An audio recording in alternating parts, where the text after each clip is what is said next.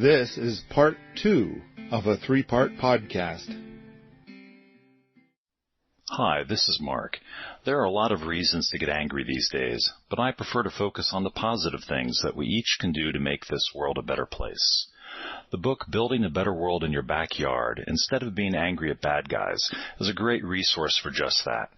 Instead of throwing my arms up in frustration at governments or big corporations, there's a list of ideas that we each can tackle to affect change. Information about this book and other resources can be found at permies.com. I think all three of you, and I'll say all four of us, corn did not make our top 3 list. And I got to say that I'm not a big fan of growing it myself. I'm not a big fan because it's like I don't mind eating fresh corn once in a while. I'm not going to eat it a lot. It's not a staple fresh. Or even frozen or canned. But then even the stuff that's dry, even though it's a staple in American diets, and I don't know, I'm not. It's just not a big food. The neat thing about it is that it's a grain. You could if you store it correctly, you could probably store it for 20 years or more. Yeah. However, I love growing corn. I don't really eat grain so much anymore, but I love it as a plant. I love watching it grow. I like it. I think it's really fun to grow it and to play with it. And if I was building a top 3 list for my family, corn might have made the list because we go through a lot of corn. But for me, I don't eat grain so much. But that's different. But I think in terms of an easy plant to grow, I think corn's a great one. As long as you have plenty of fertility and plenty of water. You need lots of fertility. You definitely need to grow it in a block. It's not a plant that you do polyculture like there's a corn plant every 7 feet or something. Corn's very dependent on human discipline and human intervention to not go extinct. That is a really good point. I love the idea that so much of what we're doing in permaculture, it's like we want to make the weeds that will feed us in the future.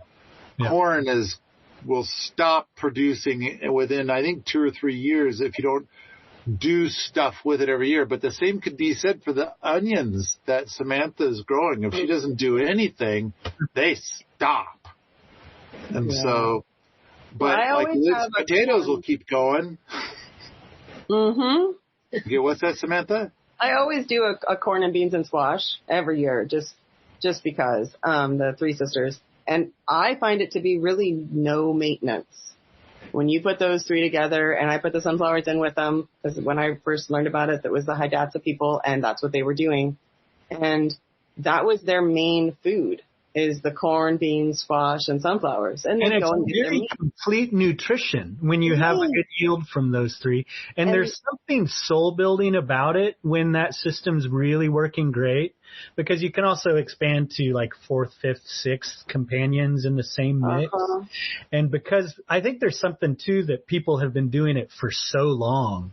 There's an element that's like, I feel like I'm being educated by, thousands of years of humanity when I learned this system. But there's something about planting a seed and ignoring it and eating an apple from it in 10 years. So there's both. All right. I want to switch gears a little bit. I mean, I kind of feel like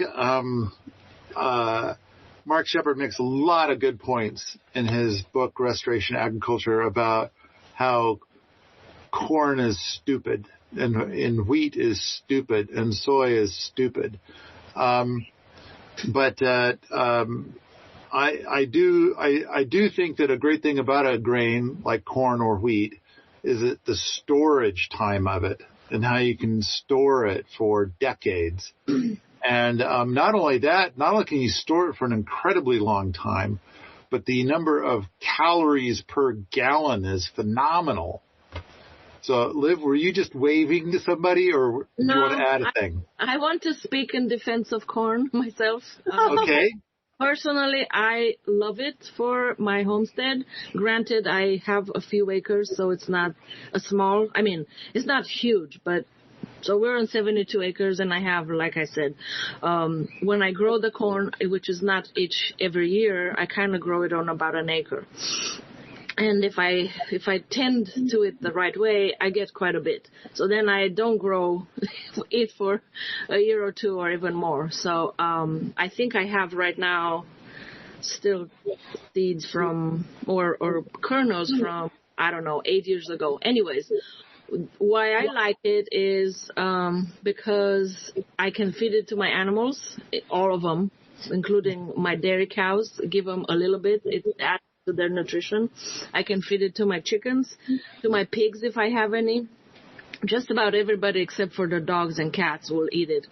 I can also obviously store it with no energy at all. I can grind it in flour. I love polenta myself. Actually, that's how I grew up eating it. There's also a window of time in when the kernels are formed on the cob. It's about 2 weeks maybe that you can eat it as a sweet corn. And I want to say it's not sweet like a sweet corn, but the flavor is something that it's unparalleled. It's like really corny corn. I don't know how to explain it. And my American husband actually now loves that corn in that window. Unfortunate that the corn continues to develop to its full kernel, so it doesn't stay in that milky stage for long. But when you get it in that, it's so good. So what else was I going to say about corn? Yeah. While you're thinking, have you ever been blessed with corn smut? No. Yeah. Oh, man. Ooh, I love some corn smut. It's so fun, so weird. I've seen it in my life when I was a kid, but I didn't know what it was back then. And in 15 years since we've been here, I haven't seen it, unfortunately. Yeah, someday. Yeah.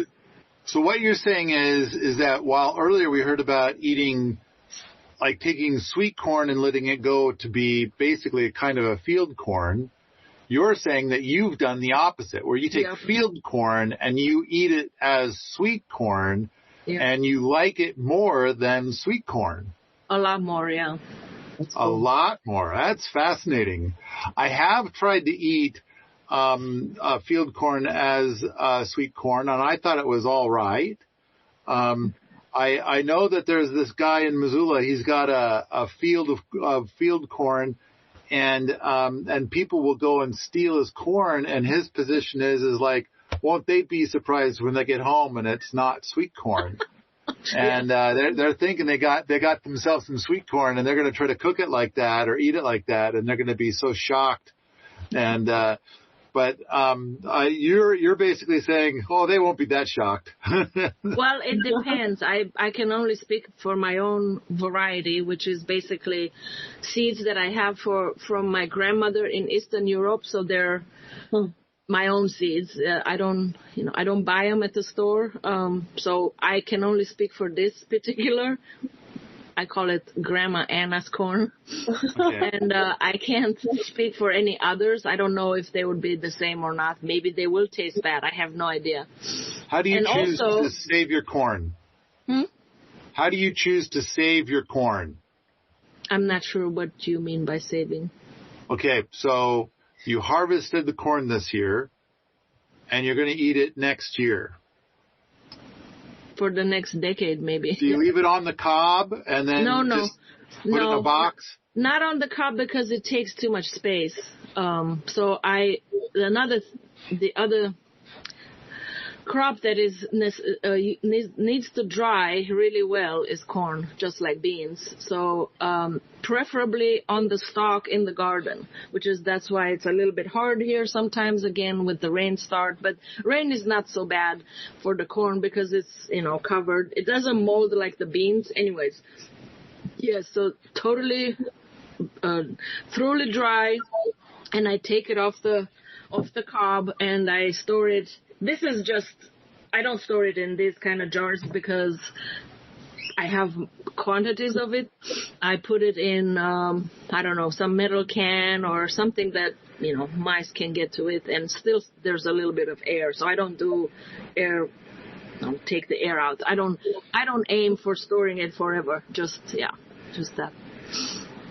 Okay, so you're going to put it in some sort of container that it'll kind of protect it from the mice and the bugs and stuff. Yeah. Okay, but not jars. More like no, because buckets. I have too many. Yeah, I have too much of it. Okay, all right. I want to change gears a little bit. My understanding is that the number of calories that the average human being needs to live in 1 year is 730,000. And so that's averages of averages of averages of averages. So 730,000 calories. If a person, like let's say somebody's going to try to feed a family of 4, I think that first of all, it would even if a family is keen on this, you probably aren't going to be able to feed them more than 70% from your garden. So now we're down to 500,000 calories or so. I mean, first let me ask all three of you this question. If you've got a family of 4, what percentage would you choose is the most that they're going to accept from the garden? Beau. It depends. Yeah, well, it depends, but it's like, let's kind of do averagey and maybe, directly, I don't know. From the garden, like plants or plant-derived things that we grew in the garden. Our family would be willing to accept 95+% if we had salt and the right things to make it yummy. It takes a lot of work to make that happen, but they're thrilled with that. We would absolutely do that. That's so cool. So sticking with Beau for just a second. I think I'm the least willing because I love meat. Oh no, I'm thinking that eventually we're going to work in meat as well. And once we start talking about meat, it gets really easy. But yeah, we can eat from the garden, all 4 of us. Okay. I want to ask Beau a slightly different question, I guess, is like, in your area, average family, kind of stuff. So like, I'm pretending that whoever's listening to us right now, that their family currently have 0 garden, and they're going to look into it, and I want to prepare them for any kind of resistance from the rest of their family. Mm-hmm. And so I'm kind of thinking like I'm going to say, I think I said a moment ago, 70%. Like if you were to grow a bunch of stuff and put up a bunch of food and you've got chickens and maybe, other meats and whatever that you were able to trade or whatever, and now you're kind of down this road. But then, there's still some, you're not going to make crunchy cereal. And some people, some family members cannot survive without crunchy cereal. Like crunchy cereal, and you're not going to make it. And then there's going to be things like, yes, you can make pizza with everything that you grew from the garden and the cheese that you made and stuff like that. But some people are like, oh, I want to go eat pizza at my pizza restaurant, not, your pizza. And for whatever reason, like there might be some resistance there. So it's kind of like I picked the number of 70%. And it's going to be, and of course there's going to be things like coffee that we're not going to grow coffee. And there's other little things that we're just not going to grow that people are going to want as part of their diet. It's going to be part of it. But also some people, it's like they want to eat out once in a while and they want to, buy this thing that we don't really grow once in a while. And so. Well, but you're going to start talking about community, because if you had 3 or 4 other families, individuals, you start not needing eating out as much because you're not doing all of it all the time. And like, it's just better together. It scratches that itch. That's true. Everything you're saying is, I agree. At the same time, I think, you start talking about that. We're talking about somebody who's living at level 5. and I'm thinking that the words that we're saying now are directed at people that are like level 1. Sure. Okay. Yeah. So leaving out community, I'm just trying to say like, okay, on average, I mean, I gave a story where one guy was willing to make the leap, but he also didn't want to do the cooking. He did all the gardening. He didn't want to do the cooking, and the rest of his family didn't want to do the cooking, nor did they want to go and eat things out of the garden at all. So he only ate stuff that he could eat directly from the garden. And 90% of the garden rotted. I'm thinking like that's a pretty extreme scenario, but it's like it does happen.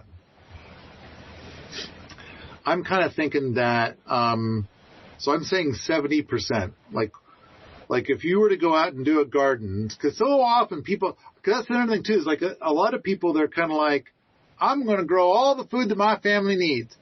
And it's like, beware.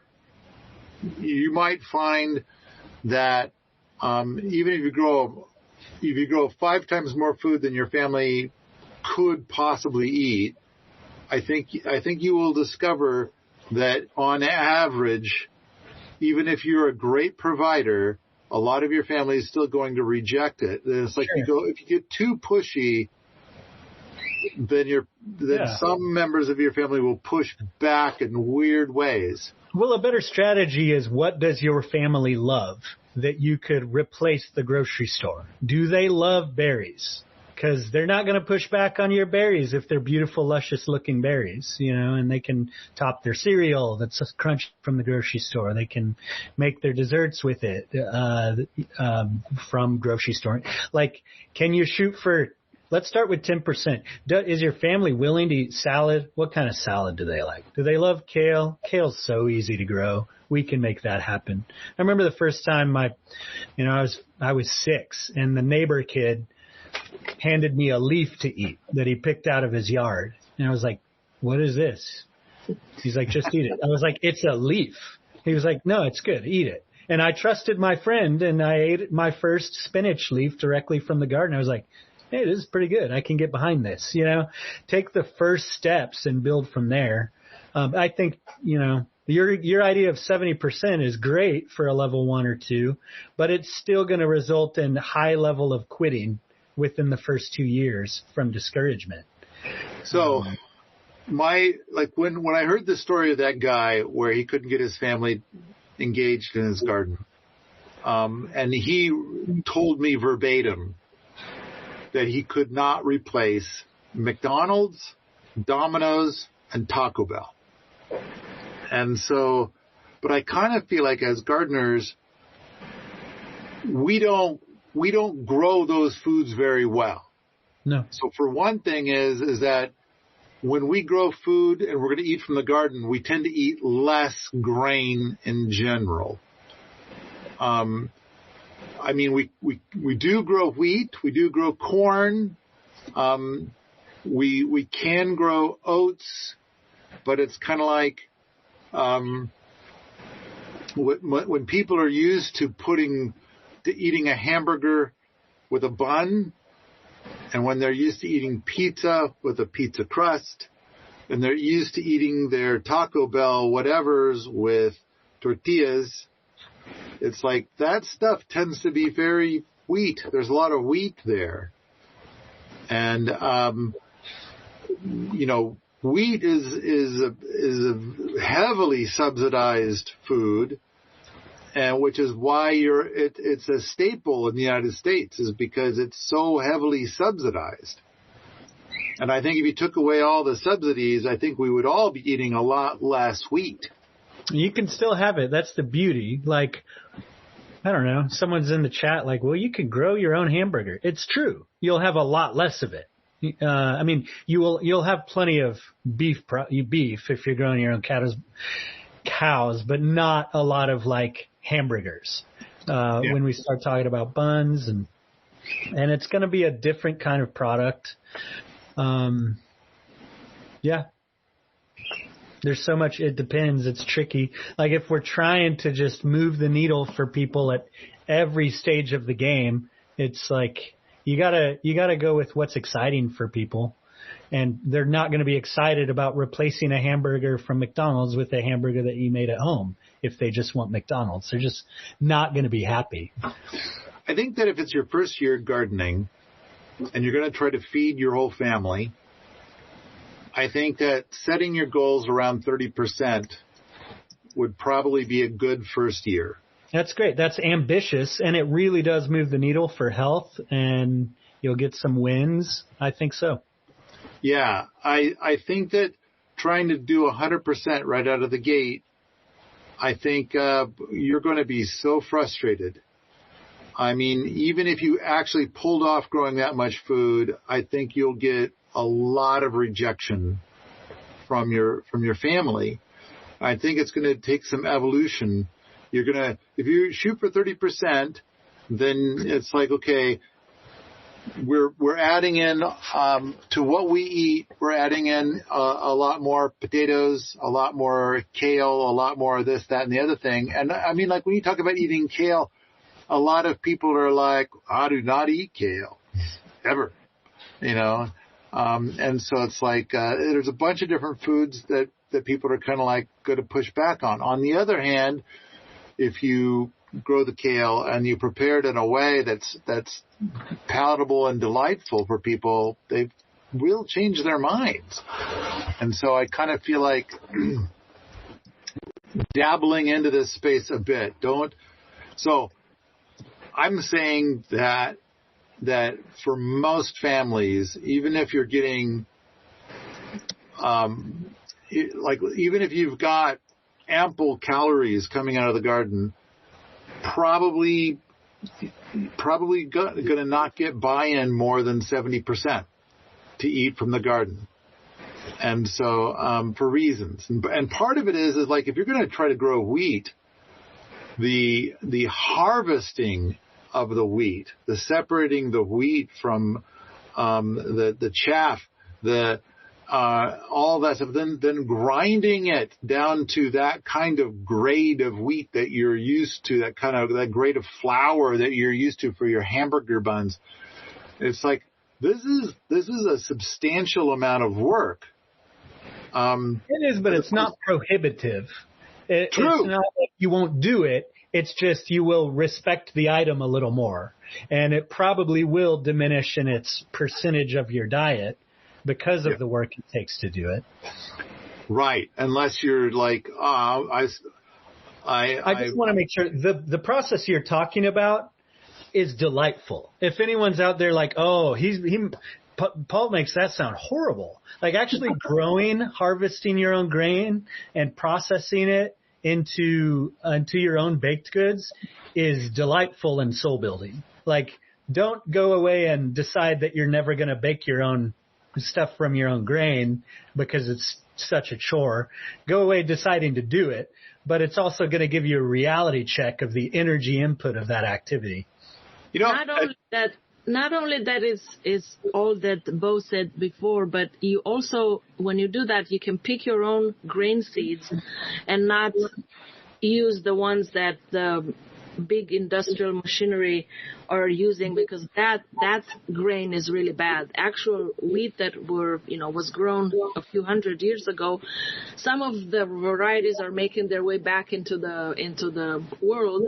You get to cultivate some of that and grow that. So that has actually a lot more goodness in it and a lot less bad, the bad that the wheat gets its bad rap from.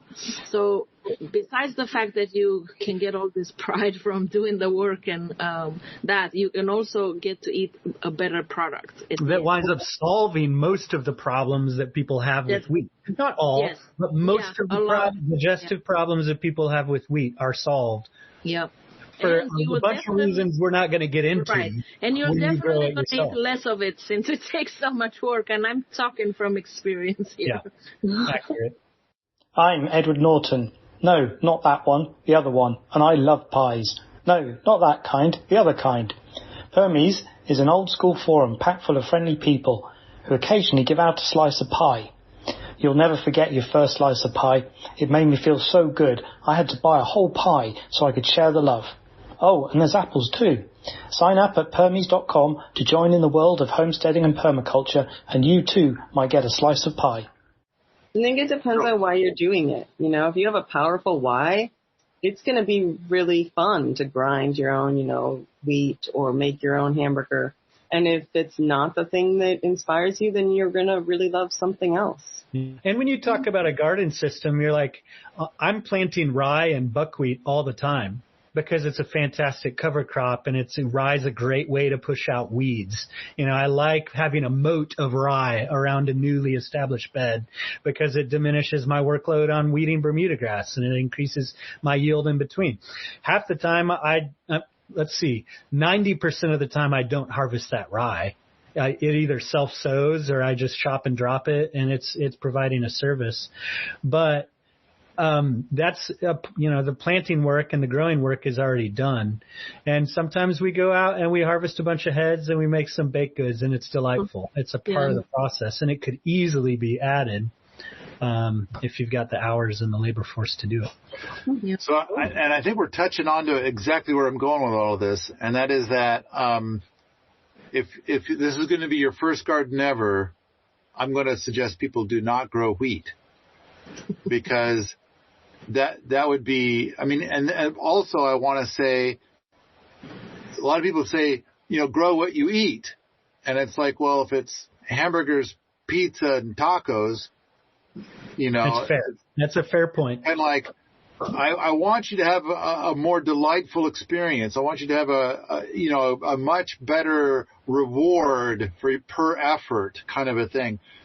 And wheat is difficult and challenging because of trying to get it. You get this little head, and it's like to get the wheat berries out of there separate from the rest of it is a fair bit of work. And then to convert it into the flour can be challenging as well. And it's kind of like, so it turns out to be not a big win. Yeah. And so, usually when I encourage people to grow those things, it's not for the harvest. It's for their other services in their growing system. And then maybe in 5 years, those two purposes will meet. They will have used it as a cover crop. And then suddenly they're like, oh, I can harvest some of that too. But it's not the entry point. You're absolutely right. But I think that if you can start gardening, and if you can feed your family 30%, eventually I believe that the following year you could maybe take it up to 50 or 60%, and then their desire for wheat will have reduced as they're enjoying things that are more from your garden.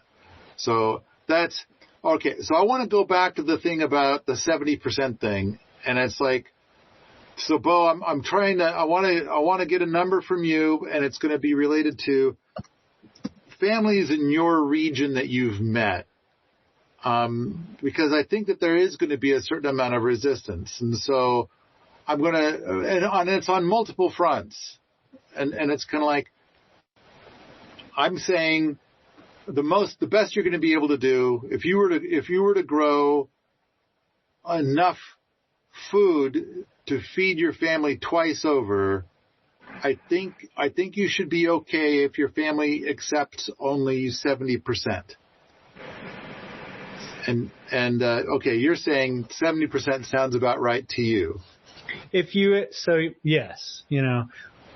I think that we eat 70+% that's grown by us or farmers that we're in community with. And I would say the same thing about those farmers. There's this whole group of relational ecosystems. We're all growing probably 70+%.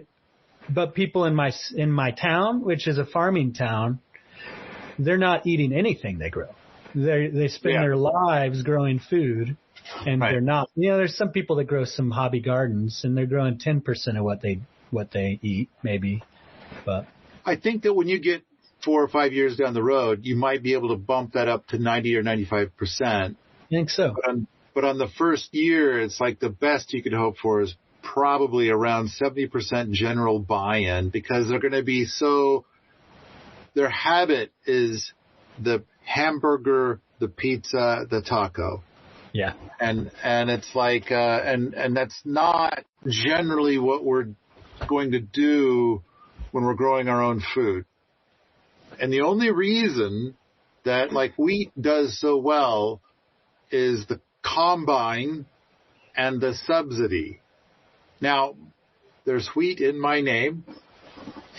and then on top of that, when I was young, I drove wheat truck and then eventually graduated to driving wheat combine. And so, and I gotta say, these devices are amazing. And I've done a lot of threshing and winnowing on my own. And it's like, but that combine sure made it look easy. And now I have not done as much with the grinding to make flour. I've done a little. And I gotta say, I prefer to take those wheat berries and cook them into a soup or into like a breakfast cereal kind of a thing, because making flour, you end up with anyway, it's not the flour that you are used to. It's different. Is this? Yeah, it's pretty hearty if you grow your own wheat and grind the flour. Those are some hearty cookies that you're going to be making. Now, I'm going to say, like, you can produce a very fine flour. It's a learning process. Like you can grow and produce flour for anything. You can make the finest French pastry if you grow the right thing and process it right and know how to grind it. Especially if you have the right tools. You can probably make it pretty easy for yourself. But I would say I tend to like gravitate towards a heartier sort of sourdough that serves a lot of utility in our diet. And I would say that like what you grow at home is better suited for that. I have to spend a lot more to get the kind of flour that I want at the grocery store. Mm-hmm. I love the heartier stuff. I love the way sourdough operates when it has more nutrition, when it's closer to its original form. Interesting. I do think wheat, and we were talking about wheat, I think wheat's an easy plant to grow. I lived on a wheat farm for a lot of years, and I still grow a lot of wheat, not so much because I'm going to eat it, but because everybody else eats it. You are growing commercially though, right? We were growing commercially organic. Yeah. And you're in the subsidy system, and you're doing very well. You're doing as good as anybody in the commercial realm is doing, is my guess. Part of the reason the gentleman whose land it was that he went organic wasn't just because I was living there bugging him about organic. It was because he could make more money being organic. Sure. And so that was a financial decision. It was hard for the farmers out here because there's a lot of issues trying to grow enough wheat to make it worthwhile. But I grow it now for my animals. So the horses, the sheep, the chickens eat it. They get the grain. Yeah. I feel like so much that we're saying is looking forward to the animal portion. I know. And we're not talking about animals right now. But wheatgrass, too. Wheatgrass is super nutrition. And I love to just grow the wheatgrass. And I don't bother letting it grow the seed. I just harvest it for the wheatgrass. Interesting. So, what's next? Samantha, I'm saying 70% buy-in from an average family in the neighborhood. And much like Beau, you live in a very rural space. Yep. What would you think that if you were to grow, or let me be more accurate, if one average family in your area were to grow twice as much food than their entire family could eat, what could they expect as general buy-in for eating the food from the garden? I think in summer, it's going to be a lot more. It's really easy to get everybody to go out and get a cucumber, eat a melon, eat those tomatoes. So I think in the summer, 50%, especially if you're okay to talk about chickens and eggs and that kind of stuff. I think in the winter, it's harder. Everybody wants to eat a lot more grain in winter to stay warm. And to the heartier foods. But if you stock the root cellar well, then I think it's pretty fun. It's fun to go out there and pull carrots and potatoes out of the root cellar and grab your onions. I think as long as you can make it easy and fun for folks, then, like get them set up properly, then it's fun. If it's hard and arduous and you have to go struggle, or the stuff gets rotten, or whatever, any impediment makes it less fun. But well, that's where you bump up against eating less grain, Oh, yeah. It's what Michael Pollan says is like, I don't love everything he talks about, but where he's like, the healthiest way to eat is just like limit yourself to what you can produce from ingredients that you either grow or where it's sourced from. And things have a way of righting themselves in terms of what goes into your body. And that's part of it. It's like, well, we bumped up against some tension where my enjoyment of eating grain doesn't trump my loathing of the process that it's requiring of me anymore. So the whole thing eventually kind of levels out. I think it depends on where's your why, like what is important to you. To me, it's really important. I just want to eat my own food. I don't want to go to the store. But my family doesn't really have that total affinity to grow their own food. They're happy to get something from the grocery if it takes less time. They'd rather do that. So some people, I think for health reasons or for their own personal love and enjoyment of the soil, will want to grow tons of food. And I don't care what it is that I eat. I just want it to be something I grew. Where my family's like, yeah, we want broccoli now. Well, I don't have broccoli, so we're going to the store. I want to get romaine lettuce. Okay, I don't have any, so we're going to the store.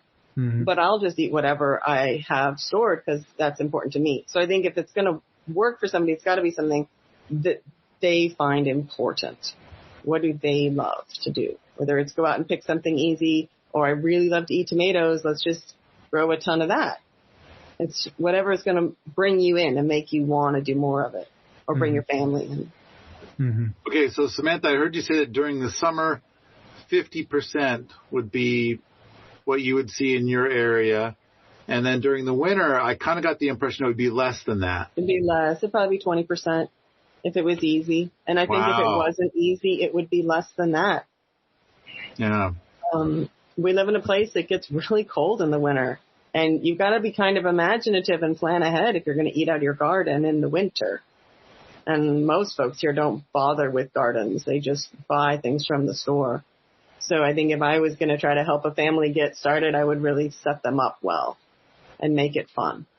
I want to throw a thing in here really quick while I think of it. There is a guy that was here, and if I said his name, you would all recognize the name. He is a well-known celebrity in permaculture. And he was here for an event. And after 5 days, he insisted that he needed somebody to drive him into Missoula because he needed to get, and I think we ended up stopping at a Wendy's so he could eat a Frosty. So an ice cream treat. So basically what we were serving was very gardener centric, very super nutritious, like amazing foods prepared by a chef. It was first class food, 3 meals a day. And then, but he just needed something that was, I guess, I don't want to use the word junk food, but he wanted something that was more like what he's used to. More like, and he's a celebrity, and he knows permaculture extremely well, and yet he just needed his junk food fix, I guess. So I think that's what's that? I think a lot of us deal with food addictions, and we might not notice so much what we're addicted to unless we try to stop it. And it might just seem like I've got a great craving for this or that, but our bodies can become addicted to the things that are in the junk foods, the things that are in the processed foods. And I think that there can be a bit of an edge there, whereas folks are like, I got to go get my whatever it is fast food. And I think that that's okay. It's going to be, I think people are more likely to get farther along the path if we make the path easy for them. So if we can eat beautiful food out of the garden and then after a week or so go get a Wendy's, whatever it is, and then go back to the garden, after a while they're not going to care about the Wendy's. I think it's more valuable to add in the health food and add in the mineralized foods than try to take something away from somebody. The path of yumminess is more attractive than the path of shame, Oh, exactly. And it makes things more appealing. It's easier for us when our bodies, we eat for mineral content. So like all the animals. So once we are mineralized and we have full of health food, we won't care so much about the Wendy's. But if you're trying to take away something that we think we want and need, that's kind of like taking away somebody's joy. I mean, people eat sugar for sweetness in their life. And if you're going to say you can't have any more donuts because we're all going to eat carrots, that's going to be a hard edge for some folks. But if you say, yeah, go have your donut, have your whatever you want, and we're going to fill up on salad and soup and amazing rich hearty food, pretty soon they won't care about that other stuff anymore. All right, Liv, I have more. I'm saying 70%. Do you have a number for your area? Now you're kind of like you're in a rural area, but you're also not too far away from a metropolis. Correct. I'm about half an hour from Portland. 70% sounds right, but also, I have to say that mindset is very important, and what Samantha just said with all that stuff that she said, and then also setting up right. If you want to eat from your own work, you really need to do the work in the summer, all of it, growing it, storing it, canning it, whatever it is. So in the winter, you can just dip in that treasure. Okay. Now, I know that those were there you go. Those were the big things I wanted to throw down for this meeting. But now it's a good time. I know that Liv and Samantha, you both made lists of things to touch on during this recording.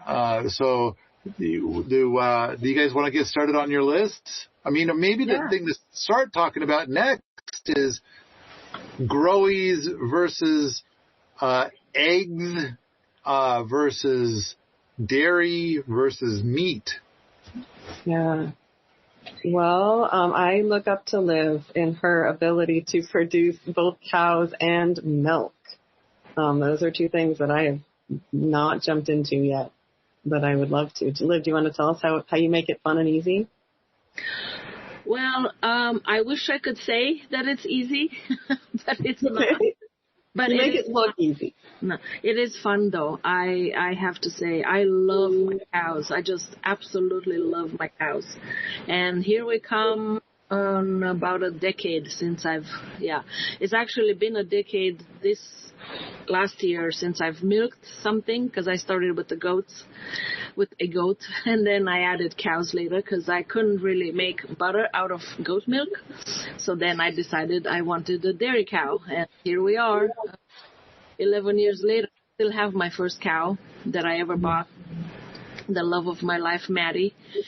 And it's not easy, but it takes a lot of commitment, obviously, and but the rewards are I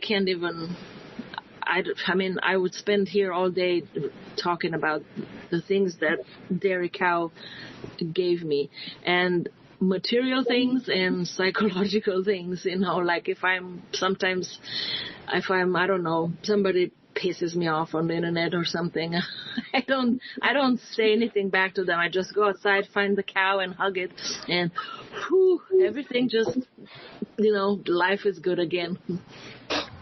Cow therapy. I didn't know that was such a thing. That's awesome, Liv. The thing, they are indeed big, but there's nothing hard hard to take care of about them, especially dairy cows, because they, by definition, you handle them every day from the milking and stuff. So they're really calm. And there's, every so often you find one that it's not, but those don't really make their way into the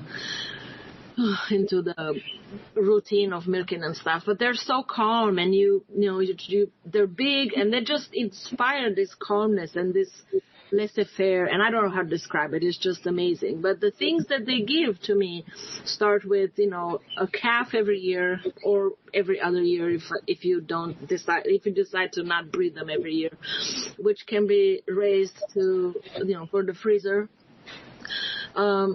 which that cow feeds most of it, because of most of it grows with her milk. So there's that. They give the manure for my garden. I can grow very, a lot more different and much better food with their manure. And the milk, of course, that they give, that can be used in so many different ways, from the actual drinking of milk, making kefir, butter, cream, ice cream. I make my own ice cream. That is so much better than the one at the store. And you can also feed it to other animals in different shapes and forms. I've grown some chicken meat that is to die for.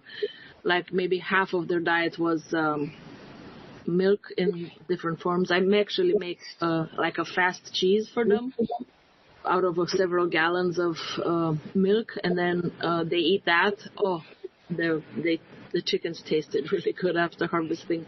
So you think you could tell the difference between, because your chickens are probably always very well fed, but the ones that ate your dairy excess, you can tell a difference side by side? I don't know. I don't know, because I'm so biased. Everything that I grow tastes so good. Yeah. So yeah. I don't know if they were very happy chickens, to say the least, and maybe that came through. Yeah, they are. And I do grow the meat variety. I grow Ranger. Cornish. Like the Ranger. Yeah, I forget the first name. Anyways, the Red Rangers. I've grown those. Yeah, the ones that take longer to actually get to the ones that don't outgrow their ability to survive. Right, and they still forage. They still, I always keep them on pasture and move them around. That's one thing because they poop a lot, because they eat a lot. They grow fast. There's a lot of poop, so you really can't keep them in the same place. Are they enclosed in a mobile unit, or are they actually free ranging? Well, I did both. So I did enclosed I usually just grow kind of a batch of 25. And I did that, like they're in their own tractor, and I move them at least a day. And then I had also, we had those summers with 110 degrees outside, and there was no way I could leave them out there in the field. So I brought them next to the creek, and then I had them bigger. I had them in a bigger enclosure that I didn't have to move as often, because this is very different here. But always give them new ground, because God, they can get really messy. So I always pride myself when taken to the butcher, chickens that have a clean chest here. They don't have any grime or poop or nothing. They're feathers, and they're like normal chickens. I've seen the other ones, especially Cornish cross, that can't move for the last couple of weeks, and they just sit there and eat. Well, you can imagine what their chest looks like. And anyway, so what was I saying? Dairy, yeah. So the cows give a lot. They give a lot, and they deserve to, to be treated like the queens they are. At least at my place, they sure are very, very important. That's so cool. I loved visiting your cows. They were just like having a bunch of big horses.